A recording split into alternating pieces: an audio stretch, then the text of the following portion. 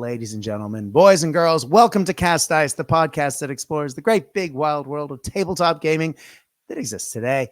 It's been said once or twice, mainly on this podcast, that we are in the middle of a gaming renaissance. There are just too many good games that we can spend our hobby time and our hobby dollars on, and that can lead to a serious case of not knowing what to play next.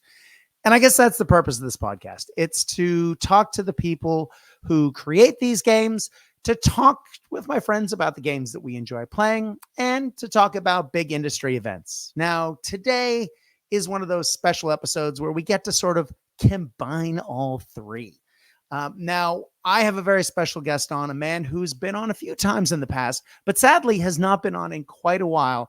And there are other games that he has been putting out, and I've heard wonderful things from people who've been playing it.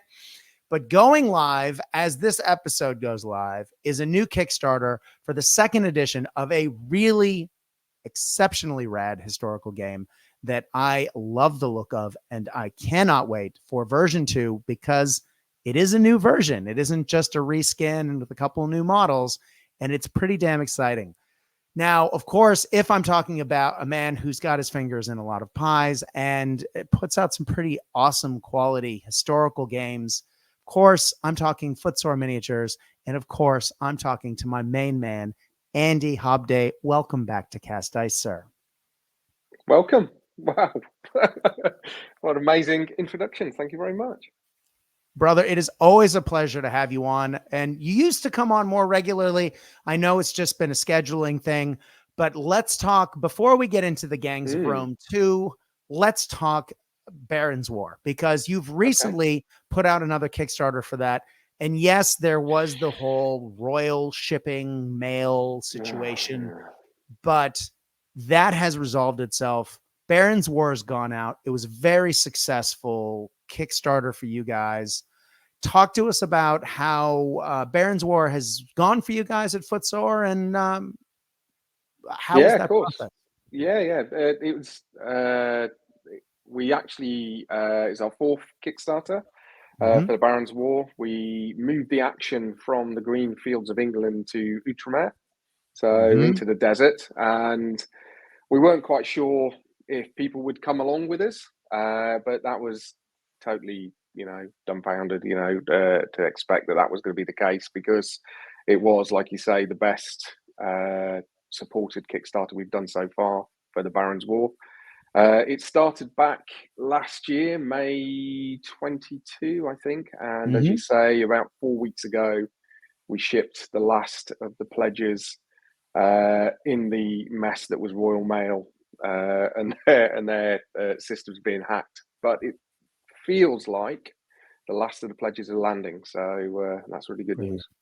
That is good news. And it is really exciting to hear that, the more you guys use Kickstarters, the more successful it's been for you. Now, I do want to clarify. I know that Kickstarters can be controversial. We've talked about that on the show in the past. But you guys are a smaller independent game company. You have, as you said, you don't beat it into the dirt. This will be your fourth Kickstarter overall. Or this was, I should say. And you're using it to help develop the games that you put out, new and exciting projects. It's got to feel good that people are supporting and are interested in the games that you're putting out. It's a great feeling. And, to be honest, I was in that camp 3 or 4 years ago when we first looked at Kickstarter. And I have a real passion for the Baron's War and the figures, etc. And I wanted to add them into Footsore's release schedule and have them made, but we just didn't have the budget for it. So that was the first time we went to Kickstarter, and initially it really was to just kickstart a small range of Baron's War figures so I could really get some tick the box and work with Paul Hicks. But it was really, I believe it's been driven by the backers. The backers have come on. We formed a community around the game, around Baron's War. And each time it's been successful. So it spawned the rule book, it spawned more miniatures. And I think Outremer is about 40 packs. We've done about 40 figures, about 96 figures we managed to release. We couldn't have done that as a small independent hobby business, we don't have the budget to do 96 figures in one go as a range. So that's what we're using it for. It really helps us. That's really exciting because people really do get the opportunity to vote with their feet or their wallets in this particular case. And if it's something that they're interested in, they can get more of it. And, as a game company, as someone who's worked in sales, and I know you have as well, it's sometimes hard to tell what the next thing that will sell well, what will capture the audience. Some things, or some things you can anticipate, and you can pray and hope, and, they usually work. But then there are those things that, as you say, are those passion projects or those things that you are really into and you're hoping they land, but you're not always sure. And it's got to feel really good that other people share that passion with you. Yeah, it does. And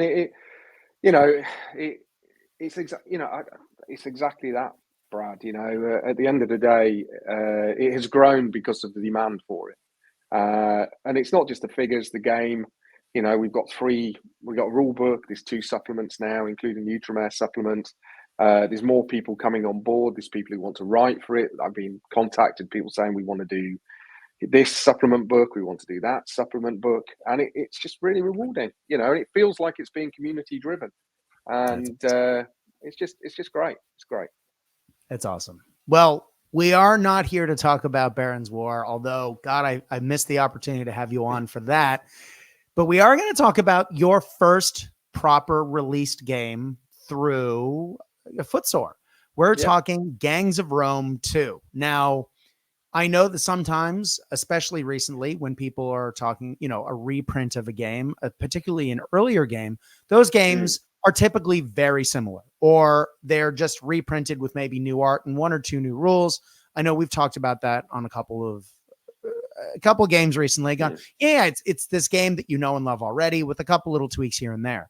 But for you, I mean, you guys did put a lot of work into Gangs of Rome originally, but as the game has evolved, as the communities come on and you've interacted with them and played it yourself, you have made some significant changes this time, but while still maintaining the heart and soul of the game. Can you talk a little bit about Gangs of Rome 2, what makes it tick? Or I guess we'll save let's go back to basics. For those who aren't familiar, what is the Gangs of Rome?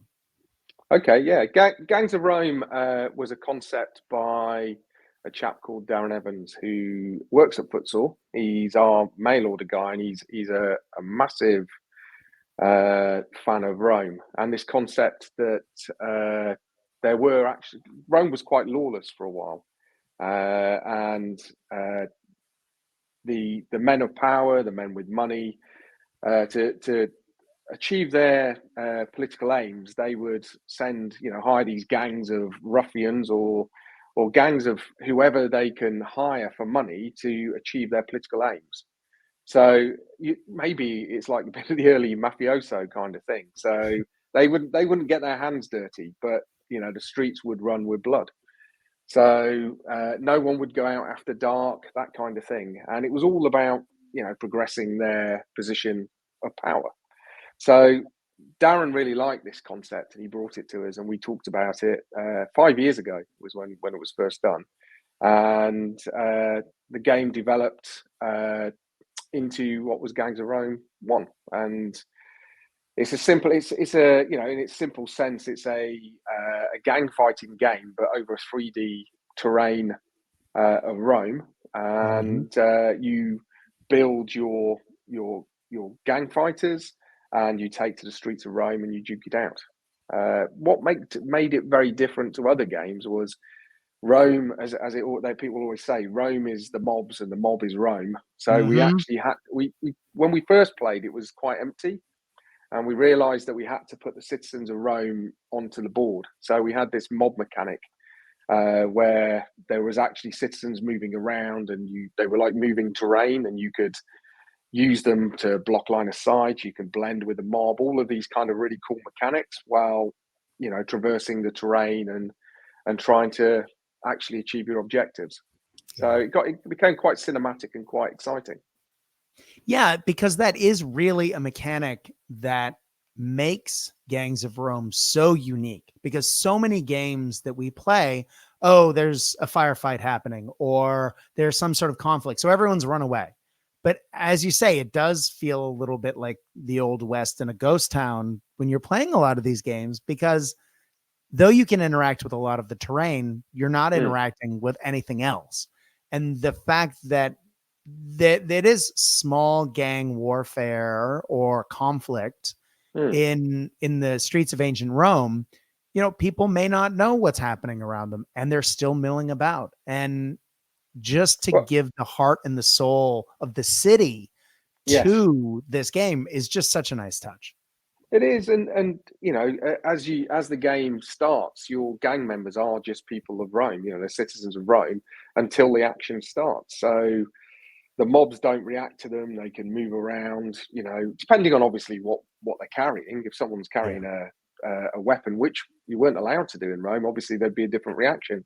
But until the Mm-hmm. action starts, uh, they're just citizens themselves. So it's kind of that kind of feel before it all kicks off. So yeah, it's good. I love it. And for those wondering, this isn't so much a points buy thing, buy units and models and upgrades through army lists and then show up with your gang to fight someone else's gang on a tabletop, so Mm. much as it is scenario driven. You need to work out with your opponent what you're going to be playing, what the situation is, and then together you create your gangs and you play to the mission. Am I getting that right? It's narrative driven. Yes, it's totally narrative driven and objective driven, and especially with version one. When you bought your gang members with version one, they would come with a card, and each of those cards, we had 10,000 cards made, and each of them was individual. So it created. Yeah, I know it was crackers. I mean, when I look back That's at it nuts. now, I think about it now. I think what a mad idea. But yeah, I there love it. was 10,000 different citizens of Rome, and there was something different on every single card. And it was you ordered your fighter, you got your fighter, you got some equipment, and it was all like blind. Mm-hmm. So as you purchased them, they were all became citizens of Rome, and away you went. There was a basic points on the card, but all it was really was the add up of their stats, so you could balance the game. But it was very simple. But it was that thing, I would turn up with my 5, 10 fighters, and each one of mine would be different to yours because each of the cards were different. That's amazing. I love it. I love it. Now, one of the big mechanics in the first edition of the game that has Mm, changed between the first and the second edition is the coin mechanic. yeah. Um, why did that need to go? First of all, you may need to explain quickly what the coin mechanic was and how has that evolved into what has become version 2 of the game. Yeah, the coin mechanic was we called it a denarii, and there was three different types, and they were three different types of equipment. So they could be a weapon of some sort, it could be a net, it could be pepper sand. It was all that kind of thing that they were carrying. And the way the mechanic worked was it was a blind mechanic, so I didn't know what you were bringing, you didn't know what I was bringing, and we had a coin behind each of the gang fighters following them around Right. That's until right. you actually activated it, and you flipped the coin, and then you found out what they were armed with. And it was a great idea, uh, but we then quickly realised you could just take the coins off, and if I didn't tell you what I had in my gang until I used my gang fighter, it kind of did the same thing. Mm-hmm. So it was a nice mechanic, and it was a nice thing to have, but in reality, it was cluttering the table. Yeah. I could see. So we thought we would remove them. What it did do was you could only arm again your fighters with the coins that you had, and again the coins came blind with your fighters. Uh, and I like that idea, but it was a bit Marmite. And for anybody not in the UK, Marmite is a bit like Vegemite, and it's either you either love it or hate it. Yeah. And 50% of the people loved it, 50% of the people hated it. They felt as though we were forcing them to collect packs. And Yeah. it wasn't the case. We kind of like the idea that here's your fighters of different cards, here's your denarii, different types of denarii. You use your skill to play with what you have. Yeah. But we're all collectors. So people wanted to collect all the fighters, they wanted to collect all the denarii, etc. So I think it put a lot of people off. So let's talk about version 2. How has Yeah. that changed? And what are some of the other big changes that have happened between 1 and 2? Yeah, you can still use all your cards. So for all those people who have collected all their fighter cards, the fighters will just transpose straight into version 2. And it's really important that I say this: all the figures that you have, all the cards that you've purchased, they'll all just easily just port in. You can use them as they are, which is good. The version 2 now, we have tables you can roll your fighters up. So the many fighters that the many tables that we use to generate the 10,000 fighters, we've just made them available. And I think what we're going to do is we're going to create an online push a button and generate fighters. So we'll do that too. So Nice. that kind of mechanic, if you want that, you can do that and just have a blind draw of fighters. All of the stats are the same. We changed one from just the name of it, which is blood, to vitality, and it just made a bit more sense to us. Vitality is movement, how you're feeling, etc., and your wounds. It kind of covered that. But in all intents and purposes, all the stats are working the same, and all the rolls are you roll off. So if I'm attacking you and I have an attack value of 5, I roll 5 dice and I want to get successes. So 4 pluses are successes. You defend with your defense value, you roll that many dice, and then we just pair off the successes. Any that are left, cause wounds. And that's the same. We haven't changed that because it works and it's been really well play tested and it's quite balanced. But what we have changed is the way that you move around the city. And I thought this was quite complicated. And if we have all of it in version 1, if we have all of this beautiful terrain and you want people to move around it, etc., I believe you want to make it as simple as possible. Yeah. So what we've done is we've created this, we called it an action stack, and it was just the name that we called it, and it hasn't gone. It's one of those things, like when you play test and you come up with this term and it's never gone away. Yes. And so it's still the action stack. We haven't changed it. We haven't printed the book yet. So, we'll see how we go. And the idea is to still a blind draw. Everybody has one activation. If your coin is drawn, you get to activate one of your fighters. What you do is you build an action stack. And this action stack is all of the possible actions that you can do.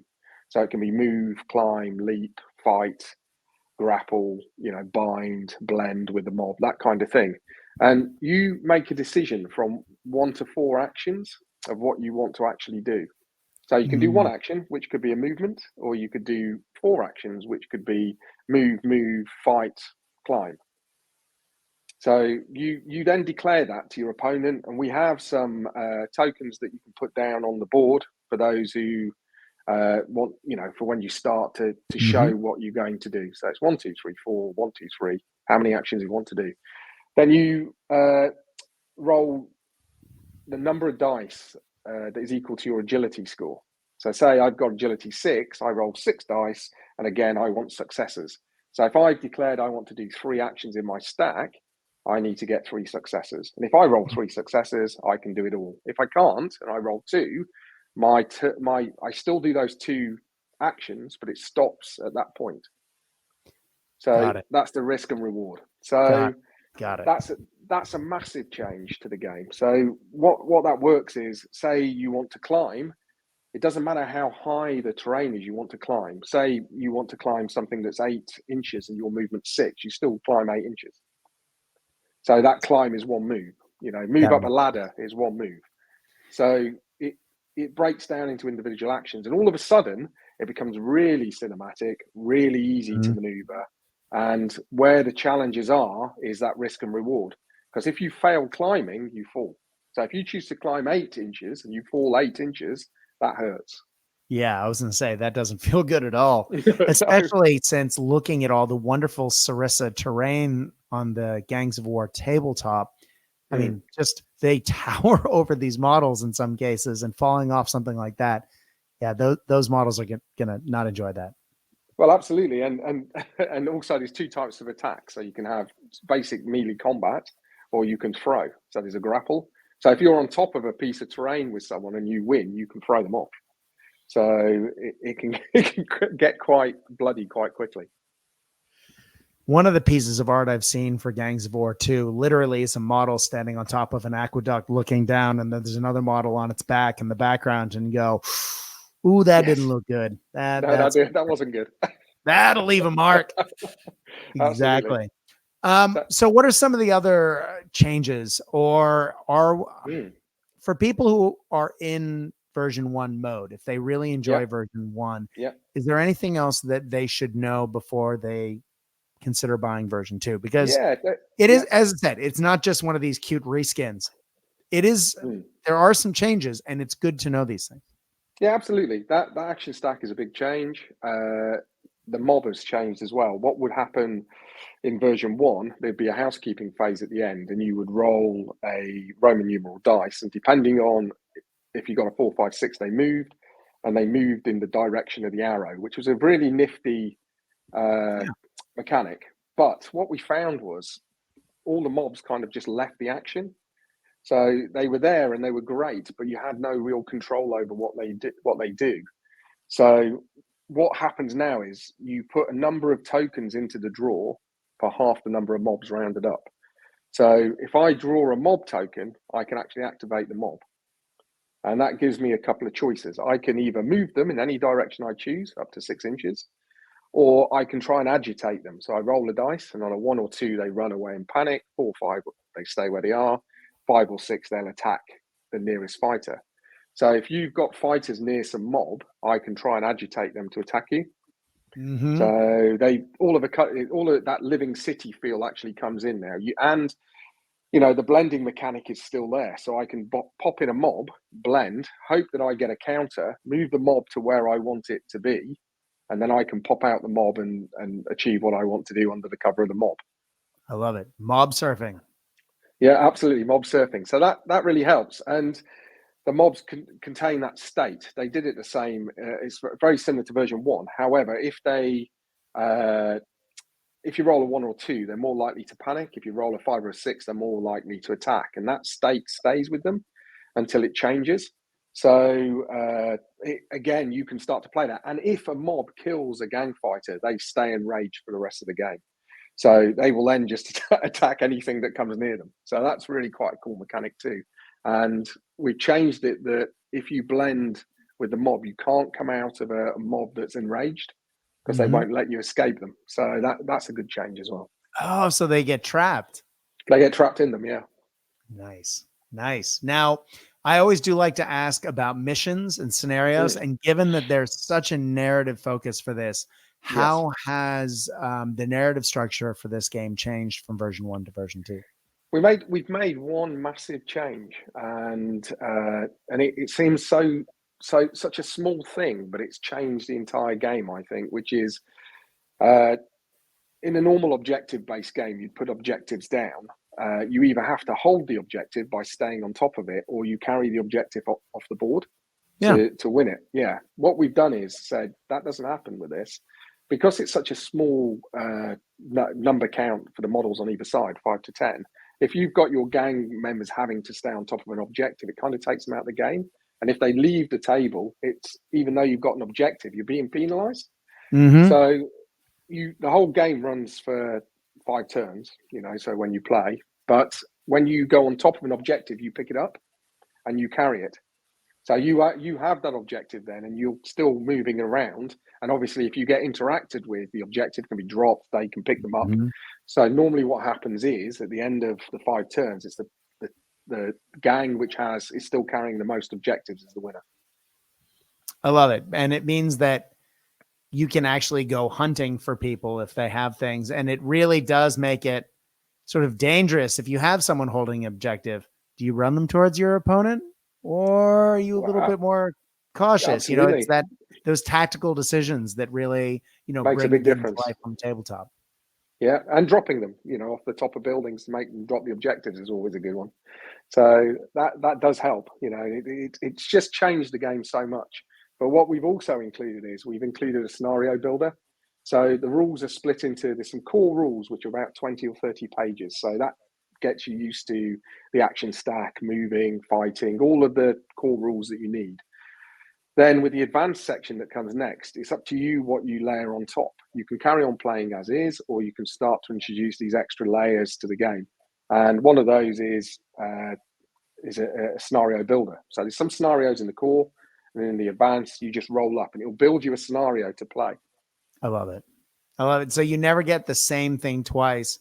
Plus, with the mob mechanics where you're not sure exactly what the mob's going to do, it really does add replayability to this that makes each game feel different, doesn't it?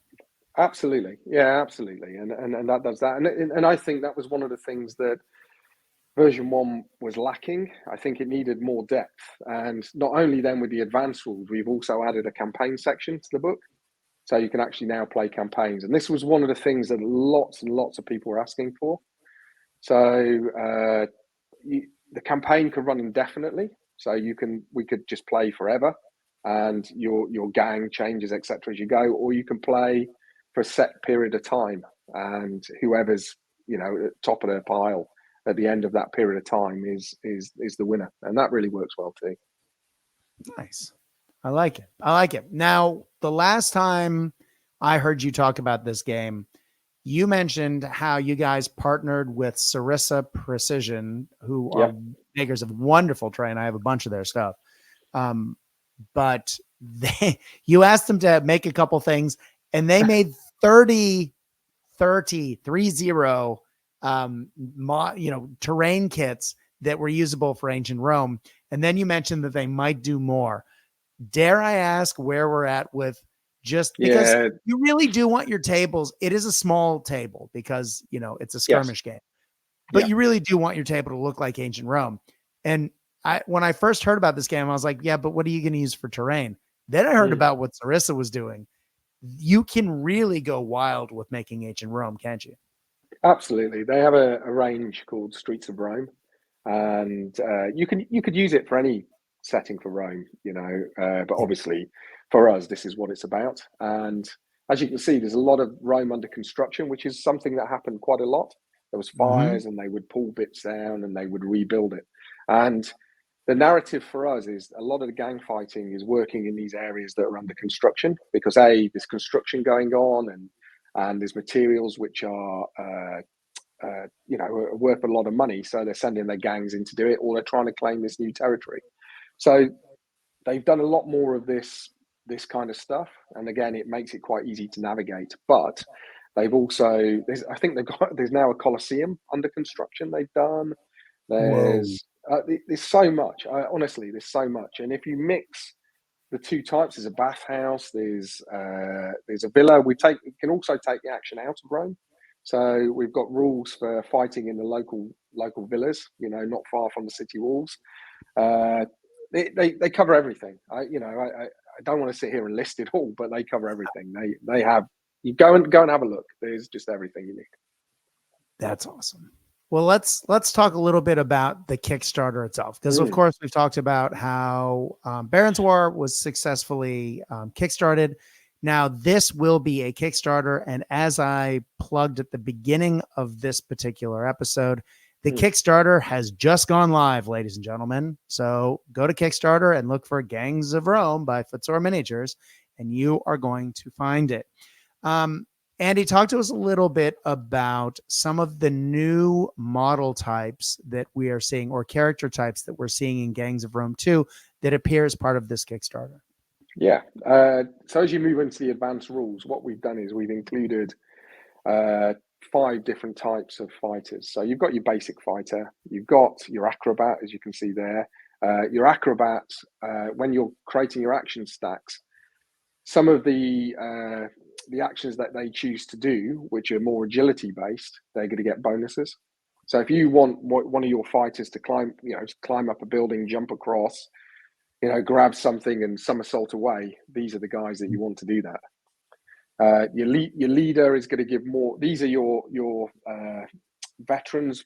They become leaders because they're the ones who actually survive, not through any other reason. It's their experience that keeps them on the table, and their experience that keeps them being used by by the different senators and schemers.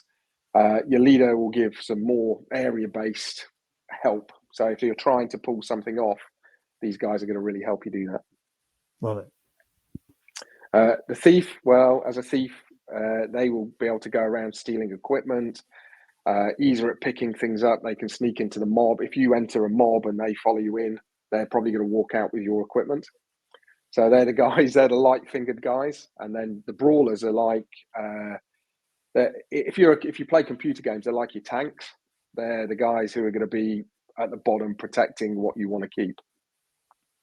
I love the how some of the thief models, I know that you mentioned that they can blend into the crowd.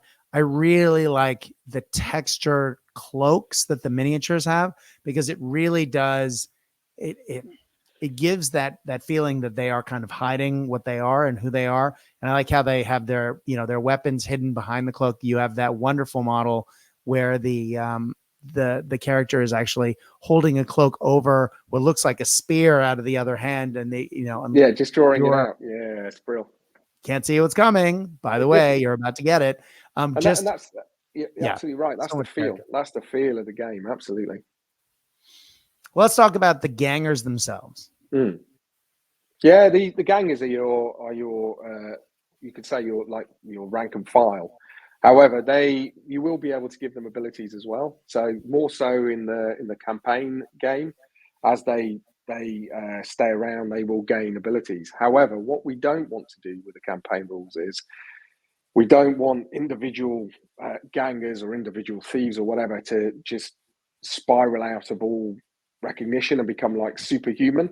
It's more about your overall in the campaign game. It's more about you being a rich benefactor trying to get into the Senate. So all of your gang fighters, everything that you're recruiting, they're all expendable. So that's the way it works. It's all about everything you're doing. You can actually there's off-table machinations as well, where you and I could kind of strike a bargain. You have this, I'll give you that, and then you give me it and I don't give you the money, that kind of thing. So there'll be a lot of that going on as well. Politics of Rome. Absolutely. Well, with the actual Kickstarter itself, you have, obviously there will be add-ons, but you have two basic pledge levels from what I understand. We have the Gangs of Rome beginners. What do people get with that? Well, I believe we're giving everything that you need. If you've not played Gangs of Rome at all before, this is your starting point. You'll get the new rule book. You'll get all the tokens you need. You'll get the 7 of the Roman dice. That's all you need, the D6s with the Roman numerals on. You'll get 3 mobs, which is a good number to have on the tabletop, and 2 gangs. So you'll have 8 fighters. So there's enough there for 2 players to play. Or if you want to have a bigger gang of 8 and your friend also gets it and away you go, that will give you 2 gangs. But there's enough there to get you going. All you need to add is buildings. Now that's for beginners. What about for the veterans? Well, again, we're very sensitive to, with the game being 5 years old, there'll be lots of people out there who already have lots of miniatures from the range. So we didn't want to make people have to buy loads of things again. It's just the book and the tokens. So if you want to get into version 2 and you don't want to get anything else, that is all you need.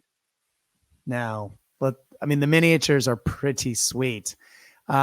Now there's all sorts of pledge add-ons here that are new models, but also models that have been seen before, right? Yeah, what we've done with these are all the original gangers.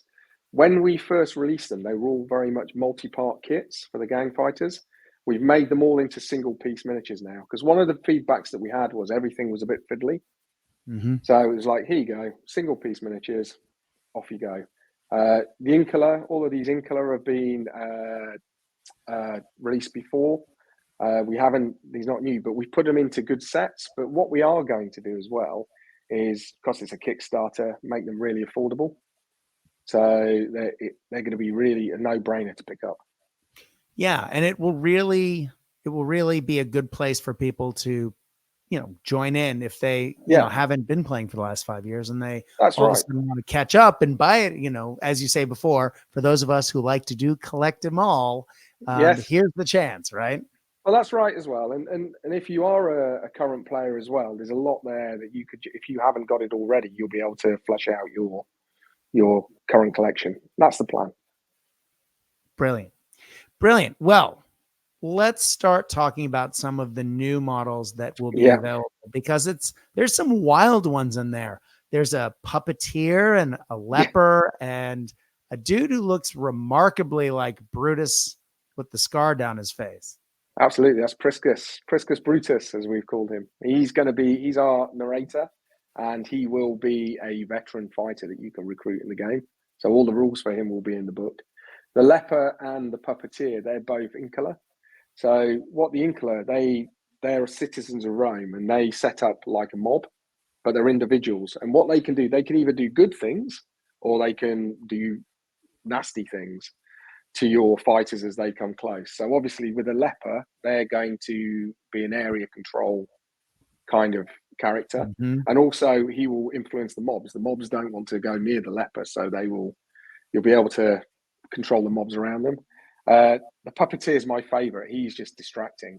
So when you're building your action stack and you're near the puppeteer, there's a chance that he might eat up your actions because you want to watch him while he's doing his puppet show. But he's absolutely crazy as well. He actually believes his puppet's alive, so his puppet talks to him. I love it. I love it so much.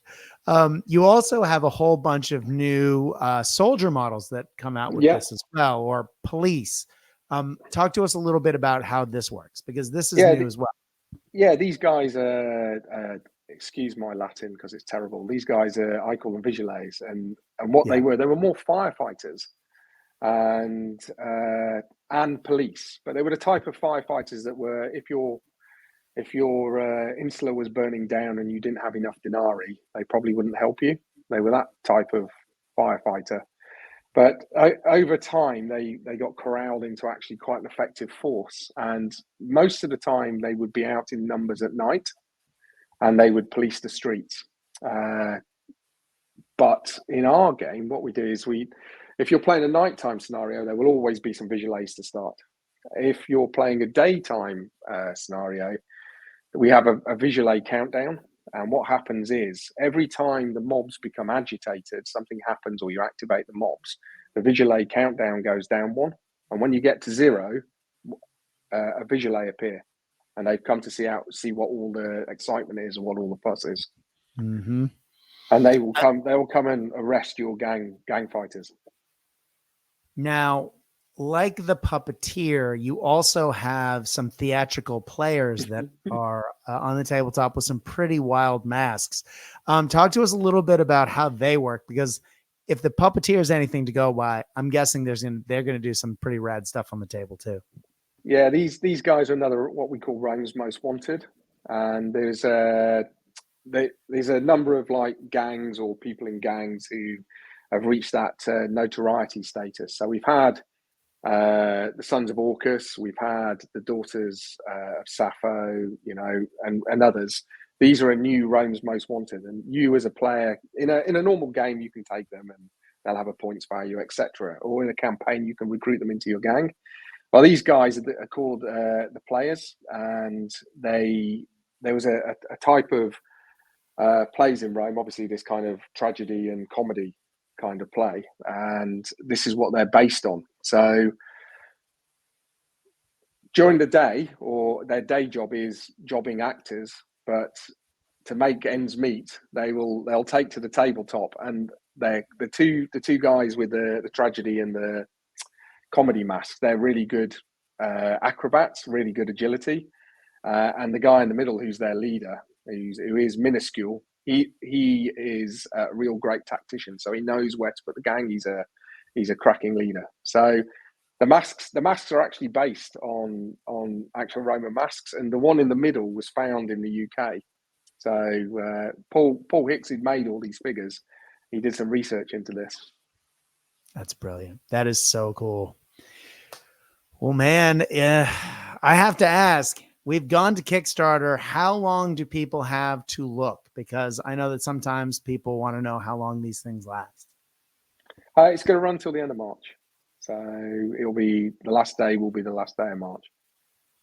Brilliant. So you have the Ides of March to figure this out, folks. Maybe not the Ides, just March. But March Madness? Am I mixing metaphors and sports here? Something like that.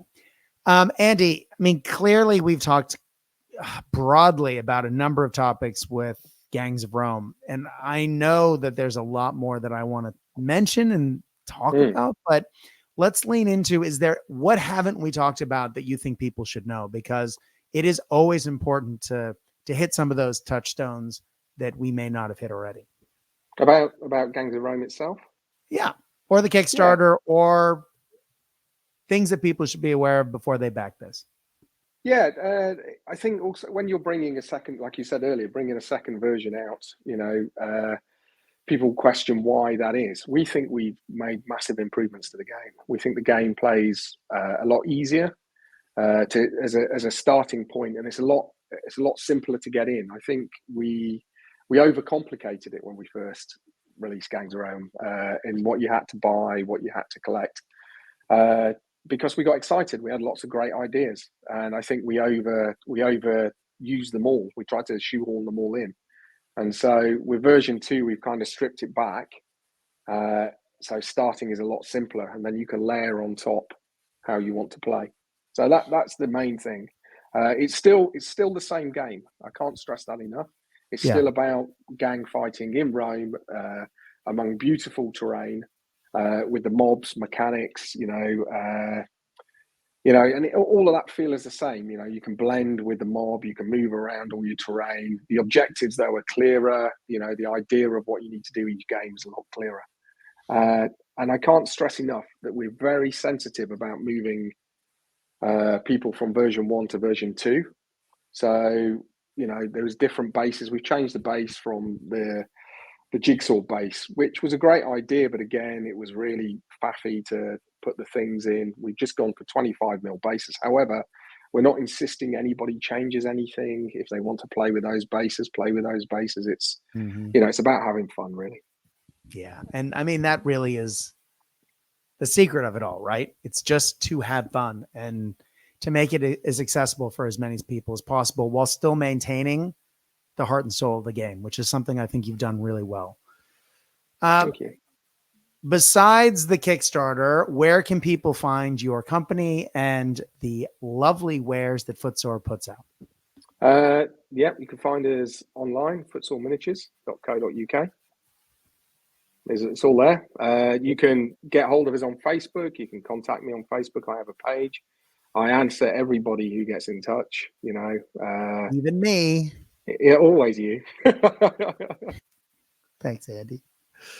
But so clearly we're talking Baron's War, Gangs of Rome are the two games we've mentioned repeatedly, but you guys have other stuff on your website as well. What else can people find at Footsore Miniatures?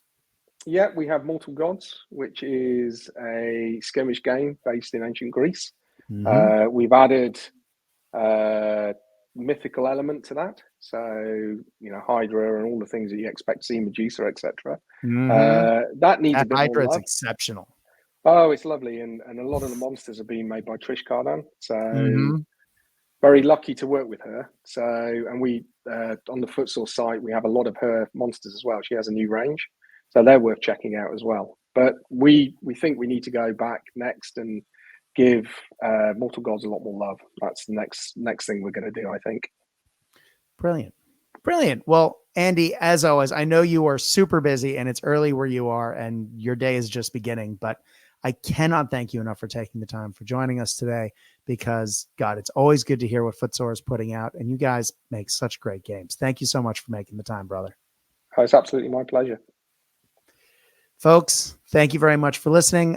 This has been a request episode. I was going to do it anyway, but ironically, after scheduling this recording with Andy, I had two people message to say, "Hey, are you going to talk to Andy about Gangs of War 2? Gangs of Rome 2?" Jesus. I said, yes. Funny you said that. I am.